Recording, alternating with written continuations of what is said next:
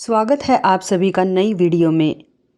शादी होने के बाद कोई भी औरत उम्र के चाहे जिस पड़ाव पर हो, अपने जीवन में कितनी ही व्यस्त क्यों ना हो, उसके दिल में उस समय अलग ही खुशी छा जाती है जब उसके मायके से कोई खुशी का संदेश आता है। उस समय वह सब कुछ छोड़ छाड़ कर मायके का रुख कर लेती है। आज मेरी भी स्थिति कुछ वैसी ही हो गई थी। जब भैया ने निशांत यानी अपने लड़के की शादी की सूचना मुझे फ़ोन पर दी थी, मेरा मन मयूर नाच उठा। भैया ने बहुत दबाव डालकर शादी से 1 महीना पहले ही बुलाया था।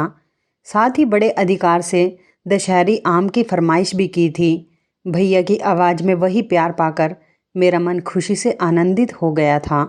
उसके बाद तो मेरा मन पूरे दिन मासूम बचपन और बेफिक्री जवानी के दिनों में डुबकी लगाता रहा। मैं उसी समय से अपनी सारी व्यस्तता को झटक कर बड़े ही उत्साह से शादी में जाने की तैयारियों में व्यस्त हो गई।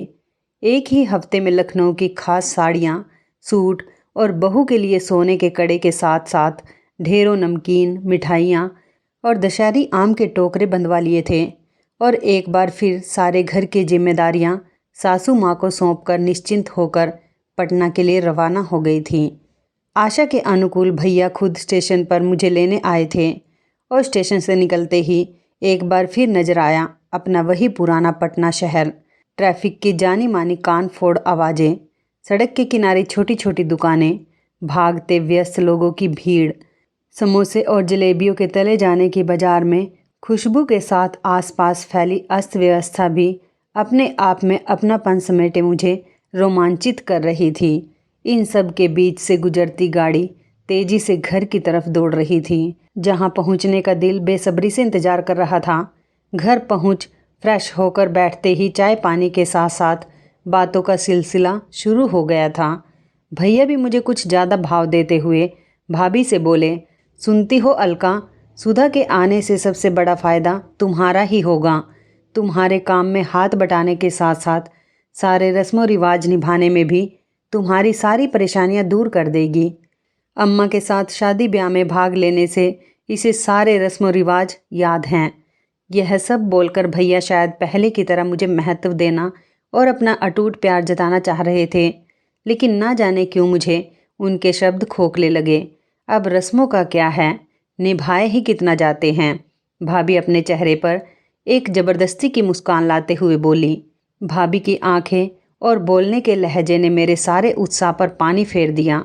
मैं उठकर नमकीन और मिठाइयाँ निकालकर टेबल पर रखने लगी, जिसे देखकर भैया बोले, अरे ये क्या रे चुटकी, ये तूने क्या किया है? पूरे के पूरे लखनऊ शहर की मिठाइयाँ ही खरीद कर ले आई हैं।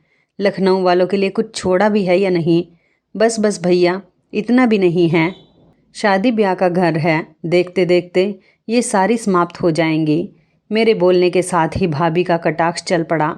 पहले की बात कुछ और थी। अब किसके पास इतना समय है कि महीना भर अपना घर छोड़कर शादी ब्याह में रौनक बढ़ाने और पकवान खाने आएगा। 1-2 दिनों के लिए कोई आ जाए, यही बहुत है। बात भाभी ठीक ही बोल रही थी, पर न जाने क्यों ये बात शूल की तरह मेरे दिल में चुभ रही थी। थोड़ी देर आराम करने के बहाने मैं अपने कमरे में चली गई। ये मेरा वही कमरा था जहाँ मैंने अपने जीवन के सबसे बहुमूल्य समय गुजारे थे। कमरे का रंग रोगन और फर्नीचर सब बदल गया था। रह गई थी चंद यादें और मेरे हाथों से बनी पेंटिंग, जिसमें मैं भैया को राखी बांध रही थी। उस समय मैं 6ठी या 7वीं कक्षा में पढ़ती थी। भैया ने बड़े शौक से उस पेंटिंग पर फ्रेमिंग करवाया था। मैं यूं ही कमरे में लेटी यहाँ वहाँ की बातें याद करती रही। रात के समय जब सबके साथ खाने बैठती तो मुझे आशा थी कि भाभी ने भी माँ की तरह ही मेरी पसंद की 1-2 खाने की डिशेज तो ज़रूर बनाई होंगी। और खाना देखते ही सारा उत्साह ठंडा पड़ गया। सूखी रोटी के साथ एक सब्जी और रायता था। हाँ, खाने के बाद भैया ने रसमलाई खिलाकर मेरी मायूसी थोड़ी सी कम कर दी थी। भैया भाभी जब शादी की किसी चर्चा में व्यस्त हो गए तो मैं पापा के पास जा बैठी। बुढ़ापे ने उन्हें इतना आसक्त बना दिया था कि खुशी गम सब उनके लिए समान हो गए थे। उनका ध्यान दुनिया की हर खुशी और गम से दूर होकर अपने खाने और सोने पर आकर थम सा गया था। बस घिसे हुए रिकॉर्ड की तरह एक ही प्रश्न बार बार पूछ रहे थे, सब ठीक है ना? थोड़ी देर बाद मैं सोने चली गई, पर आंखों में नींद कहाँ थी। उठकर आंगन में पड़ी चारपाई पर आ बैठी। सभी सोने चले गए थे। पूरे आंगन में सन्नाटा पसरा हुआ था। यह वही आंगन था जिसमें कभी हमने ना जाने कितने खेल खेले थे। एक पैर पर कूदकर पूरे आंगन का क्षेत्रफल मापा था, घरौंदे बनाए थे और कई तरह के खेल खेले थे। पर ना जाने क्यों ये आंगन आज पराया सा लग रहा था। वक्त के किसी पल में मेरी आंख लग गई और मैं वही चारपाई पर ही सो गई। चिड़ियों के कलरव के साथ सुबह नींद खुली तो मैं चौंक कर उठ बैठी। घर के सभी लोग अभी सो रहे थे। मैं दरवाज़ा खोलकर बाहर निकल आई। बगीचे में पहले की तरह ही फूल और फल के पेड़ करीने से लदे हुए थे। कभी पापा ने ये घर और उससे लगा यह बगीचा माँ को जन्मदिन के उपहार के रूप में दिया था। माँ भी इसे बहुत संभाल कर रखती थी। देर तक मैं वहाँ बेंच पर बैठी पुरानी यादों को ताज़ा करती रही। मैं टहल कर वापस आई तो सभी लोग चाय समाप्त कर रहे थे। भाभी ने वहीं से आवाज़ लगाकर राकेश को चाय लाने के लिए बोला, पर वह किसी काम से कहीं चला गया। कुछ देर इंतज़ार करने के बाद मैं यह सोचकर रसोई घर में चली गई कि अपना घर है, खुद ही बना लूँगी तो क्या होगा। चाय बनाने के लिए जैसे चाय की पत्ती को हाथ लगाया था कि राकेश आ गया। आते ही बोला, अरे दीदी, इस डिब्बे में चाय मत बनाइए। इस डिब्बे से सिर्फ साहब और मेम साहब के लिए चाय बनता है, आप दूसरे डिब्बे में बनाइए। इतना बोलकर उसने एक दूसरा डिब्बा थमा दिया। राकेश के इस व्यवहार से मुझे ऐसा लगा जैसे किसी ने गर्म सरिया मेरे सीने में उतार दिया हो। फिर भी यह सोचकर कि नौकरों की बातों का क्या, ये होते ही झगड़ा लगाने वाले, मैं गोल दाने की कड़क चाय बनाकर डाइनिंग टेबल पर आ बैठी। तभी कहीं से भाभी भी वहाँ पर आ गई। ये क्या सुधा जी, आज भी आप गोल दाने वाली चाय पी रही हैं? पहले आप लीफ की चाय के अलावा किसी और चाय को हाथ भी नहीं लगाती थी। लगता है नंदोई जी ने आपकी फितरत ही बदल दी। नखरे तो आज भी मेरे वही हैं भाभी, पर आपके नौकर ने मुझे मेरी औकात बता दी। मैंने भी झट से नहले पर दहला जड़ दिया। भाभी को वातावरण की गंभीरता समझते देर नहीं लगी। उन्होंने तुरंत राकेश को बुलाकर डांट लगाई और आगे से मुझे लीफ की चाय देने की हिदायत दे दी। नाश्ते के समय मेरे कहने पर भी भाभी मेरे लाए हुए नमकीन और मिठाइयों के प्रति उदासीन बनी रही। मैंने एक दो डिब्बे निकालकर डाइनिंग टेबल पर रख दिए। इतने जतन से चुन चुन कर खरीदी गई मिठाइयाँ या तो फ्रिज में पड़ी थी या घर के नौकरों को ही भोग लग रही थी।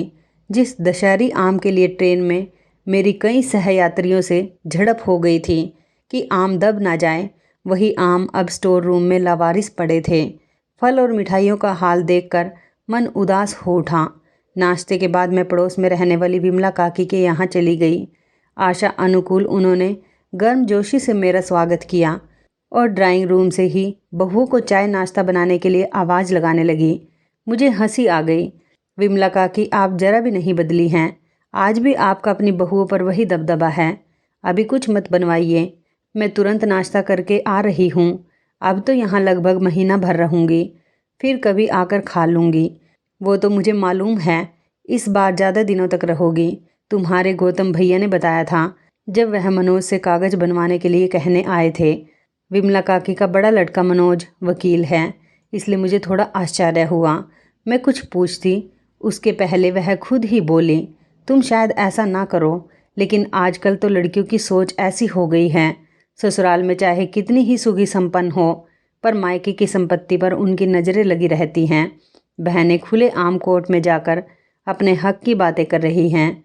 यह सब देखकर तुम्हारे भैया कागज़ बनवाने आए थे ताकि तुम या तुम्हारे बच्चे उन्हें कभी भविष्य में कोर्ट में ना घसीटो। मुझे लगा जैसे अचानक मेरे पाँव किसी दहकते अंगारों पर पड़ गए हों। मैं क्या इतनी पराई हो गई थी कि अब भैया को मुझसे हानि पहुंचने का डर हो गया था। औरों की छोड़ दे तो भी मेरे भैया ने मेरे लिए ऐसा कैसे सोचा। कभी हम दोनों भाई बहनों में इतनी नज़दीकियाँ थी कि माँ पापा को हम दोनों कोई बात बताए या ना बताए एक दूसरे को ज़रूर बताते थे। भैया अपनी सारी ज़रूरतों को त्याग कर अपनी पॉकेट मनी से मेरी इच्छाओं को पूरा करते थे। वहीं भैया मुझसे पूछे बिना बाहर वालों से मिलकर अपनी संपत्ति मुझसे ही सुरक्षित कर रहे थे। मैं अपने को बहुत छोटा और पराया महसूस करने लगी थी। यह सही है कि भाई बहन के प्रेम को लोग गुजरते समय के साथ नए सिरे से सीमाबद्ध करने लगे हैं। बहन के अधिकारों को लेकर बनाए गए नए कानूनों से इस रिश्ते के असहज रूप को शक के दायरे में लाकर खड़ा कर दिया है, जिसने रेशम की डोर से बंधे इस रिश्ते को भावना विहीन कर दिया है। भैया ने कागजों पर विश्वास किया, मुझ पर नहीं। यह बात मुझे बहुत खल रही थी। पल भर में हम दोनों भाई बहन के बीच एक पथरीली दीवार खड़ी हो गई थी, जो ऊंची और आगम्य है। उस दिन आहत मन लिए मैं घर लौटी, लेकिन भैया को कुछ भी ना बताया, ना ही कुछ पूछा। जैसे जैसे दिन बीत रहे थे, भैया की व्यस्तता शादी के कारण बढ़ती जा रही थी। फिर भी मुझे लगता था जैसे भैया मुझसे कुछ कहना चाह रहे थे, पर कह नहीं पा रहे थे। शादी बहुत ही धूमधाम से हुई, पर एक फांस सी मेरे गले में हमेशा अटकी रही। शादी के बाद सभी रिश्तेदार अपने अपने घर लौटने लगे, तो मैंने भी लौटने की तैयारी शुरू कर दी। मेरे पति अविनाश और बेटा दीपक एक दिन में ही बारात अटेंड कर लौट गए थे। मैं हिम्मत कर भैया से बोली, भैया मैं कल का टिकट मंगवा रही हूँ वापस जाने के लिए।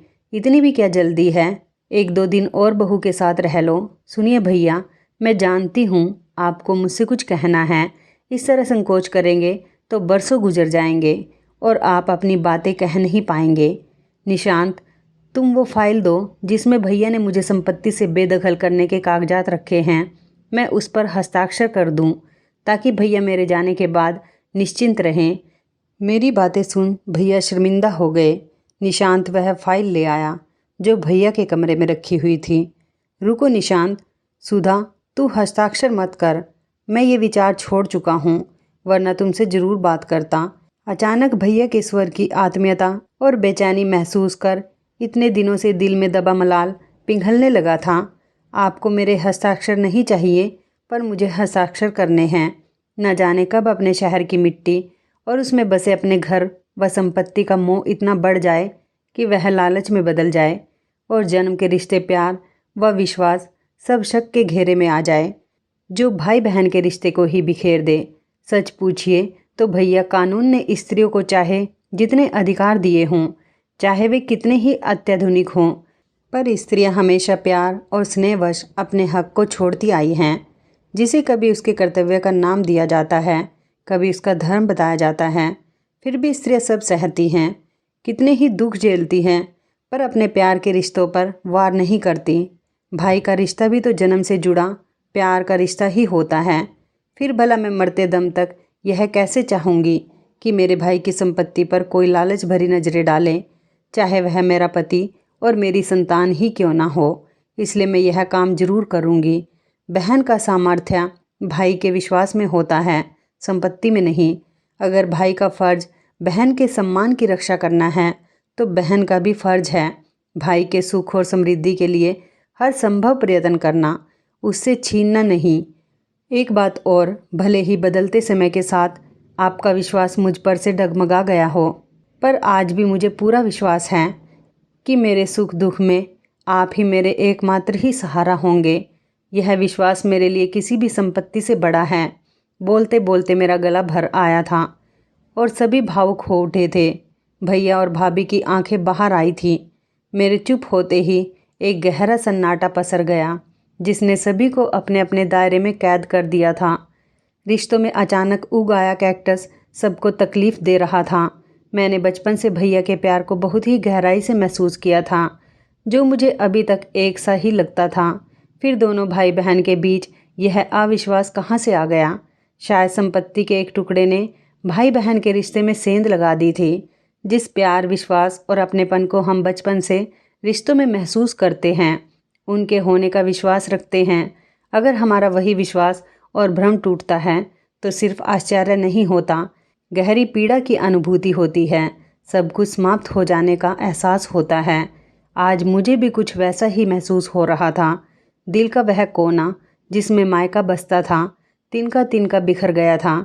यह दिल का वही सुरक्षित कोना था जिस पर कभी मुझे बहुत नाज था, जो मेरा स्वाभिमान था, जिसके बिना मैं अपने आप को हमेशा आधी अधूरी समझती थी। तभी भैया अचानक उठे और मेरे पास आकर पहले की तरह ही मेरे सिर पर अपना हाथ रखते हुए बोले, जो हुआ सो हुआ, तू मन में दुख मत रख। मैं तुझे विश्वास दिलाता हूँ, जब तक मैं जिंदा हूँ तुम्हारे प्यार, विश्वास और अधिकार को कोई ठेस नहीं पहुँचाएगा। और यह वादा है मेरा तुमसे, मेरे मुंह से एकदम निकल पड़ा। मुझे सिर्फ प्यार का अधिकार चाहिए, संपत्ति का नहीं। मेरे इतना बोलते ही अचानक सभी की हंसी छूट गई। सभी की खिलखिलाहट से कमरा गूंज उठा। अभी तक बोझिल बना वातावरण काफ़ी हद तक हल्का हो गया था। दूसरे दिन स्टेशन जाने के लिए निकलते समय जब मैं भाभी से अलविदा कहने लगी तो उन्होंने सीने से लगाते हुए उनकी आंखों से आंसुओं की धार बह निकली और अचानक माँ की याद ताज़ा हो गई। भैया और निशांत की आंखें भी भर आई थी। सौम्या ने गले से लिपटते हुए मुझसे फिर से जल्दी आने का आग्रह किया तो दिल का कोना कोना प्यार से सराबोर हो गया। मन में जमा अब तक का सारा क्लेश दूर हो गया। इस भावभीनी विदाई की परवाह में सारे गिले शिकवा मिट गए और रह गया एक सुखद तृप्ति का एहसास जो मायके की सबसे बड़ी सौगात थी। तो इस कहानी के बारे में आपकी क्या राय है, कमेंट करके ज़रूर बताइएगा। दोस्तों, आपको हमारी ये कहानी कैसी लगी, आप हमें कमेंट बॉक्स में ज़रूर बताएं। यदि आपके पास भी ऐसी कोई प्यारी सी कहानी है या फिर ऐसी कोई कहानी जिससे कुछ शिक्षा मिले तो आप हमारे साथ उसको ज़रूर शेयर करें। दोस्तों, यदि आपको हमारी ये वीडियो अच्छी लगे तो आप हमारी इस वीडियो को लाइक शेयर ज़रूर करें और ऐसी ही दिल को छू लेने वाली प्रेरणादायक कहानियाँ सुनने के लिए हमारे चैनल को भी सब्सक्राइब करें। यदि आप हमें फेसबुक पर देख रहे हैं तो आप हमारे फेसबुक पेज को लाइक और फॉलो ज़रूर करें। तो दोस्तों, फिर मिलते हैं ऐसी ही ज़बरदस्त कहानी या टिप्स के साथ नई वीडियो में। तब तक के लिए धन्यवाद। आप सभी अपना ख्याल रखना। आपका दिन शुभ व मंगलमय हो।